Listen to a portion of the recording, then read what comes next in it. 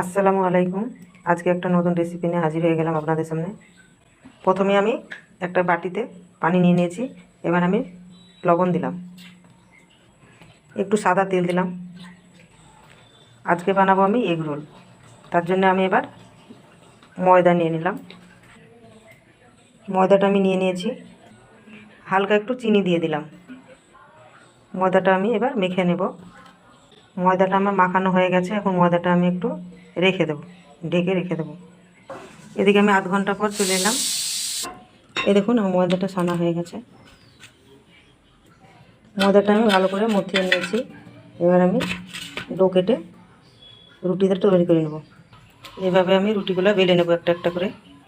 এভাবে আমি রুটিগুলো সব বেলে নিয়েছি। গ্যাসের চুলায় একটা কড়াই বসিয়ে দিয়েছি। এবার আমি রুটিগুলো সেঁকে নেব। এইভাবে আমি রুটিগুলো সেঁকে নেব।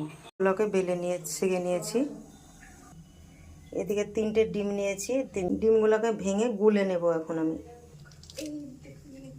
এইভাবে আমি ডিমগুলো ফাটিয়ে নিয়েছি। একটু লবণ দিয়ে দিলাম। ডিমগুলো এবার গুলে নেব আমি। এইভাবে আমি ফেটিয়ে নিয়েছি। কড়াইয়ে তেল দিয়ে দিয়েছি। এবার আমি ডিমটা দিয়ে দেবো। এবার আমি রুটিটা বসিয়ে দেবো।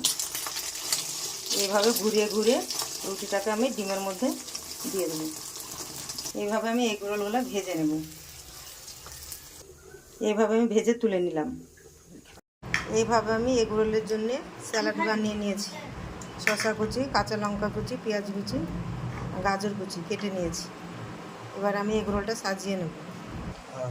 প্রথমে দিয়ে দিলাম শসা কুচি, তারপর পেঁয়াজ কুচি দিলাম,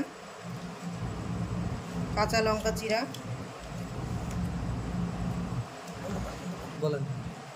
এবার আমি সস দিয়ে দেব।